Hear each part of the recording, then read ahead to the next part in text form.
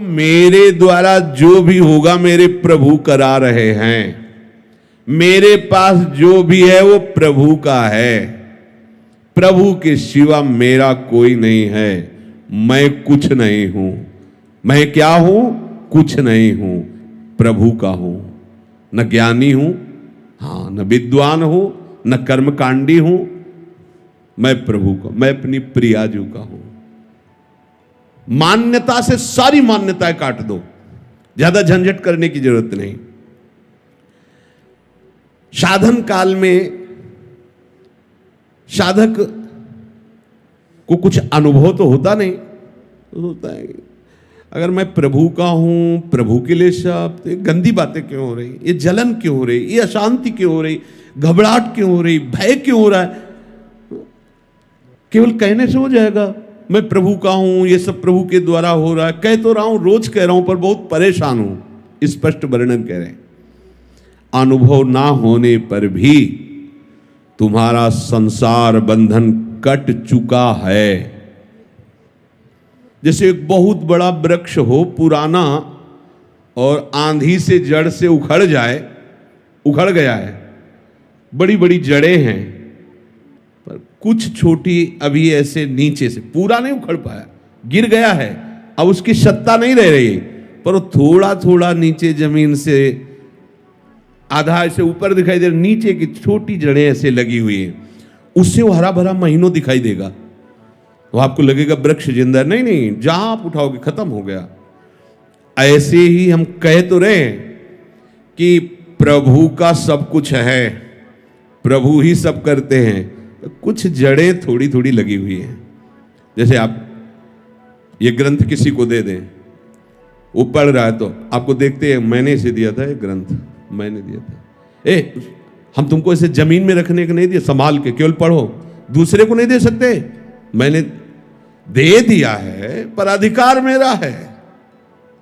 यही बेवकूफी हमारे को क्लेश दे रही, अशांति दे रही है। प्रियाजू का, प्रियाजू का अधिकार नहीं, इसमें अधिकार मेरा है। समझ लीजिए आप अपने घर प्रियाजू का, संपत्ति प्रियाजू की, मैं प्रियाजू का, सब कुछ प्रियाजू का, पर अधिकार मेरा। अगर प्रियाजू ने ये वस्तु ऐसे इधर से इधर कर दी, तो आपके भजन का, आपके समर्पण का यही फल। मैं चाहता था ये यहां रखी जाए, यहीं रखी जाए, यहीं रखी जाए, तो आप क्या कर रहे हो?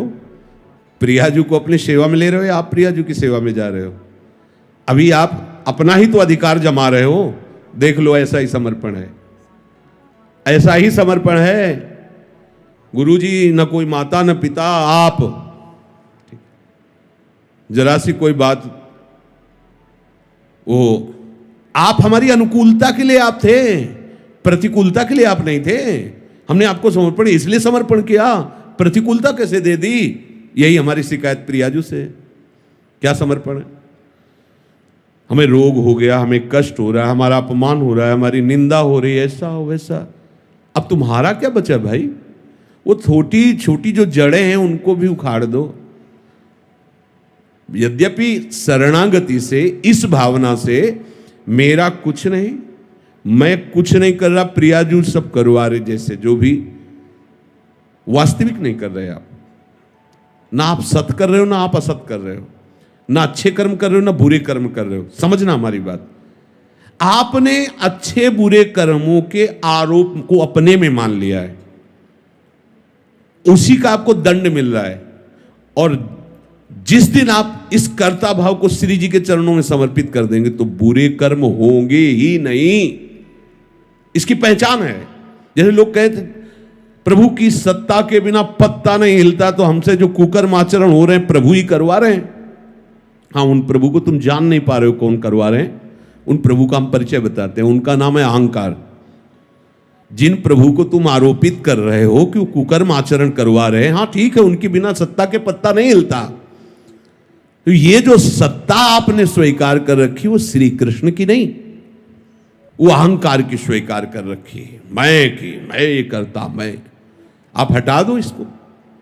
बुरे कर्म स्वाभाविक उससे नहीं होंगे, स्वाभाविक संकल्प नहीं हो, क्योंकि करता ही नहीं रहा तो होगा कैसे? अब भागवतिक अपने आप होंगे, बिना संकल्प के होंगे और ऐसे महान होंगे कि आपका मंगल। राधे राधे प्यारे भक्तों, आपको हमारा वीडियो कैसा लगा हमें कमेंट करके ज़रूर बताएं। और आप हमारे चैनल पर नए और पहली बार है तो हमारे चैनल को सब्सक्राइब करें और साथ ही साथ नोटिफिकेशन को भी ऑन कर दीजिए, ताकि ऐसी कोई भी नई और मज़ेदार माहितीप्रद प्रभु जी की वीडियो है तो आपको सबसे पहले मिलती रहे। तो मिलते हैं दोस्तों को ऐसे ही नए टॉपिक या वीडियो के साथ। तब तक सभी को bye bye. Thanks for watching. सभी दोस्तों का धन्यवाद।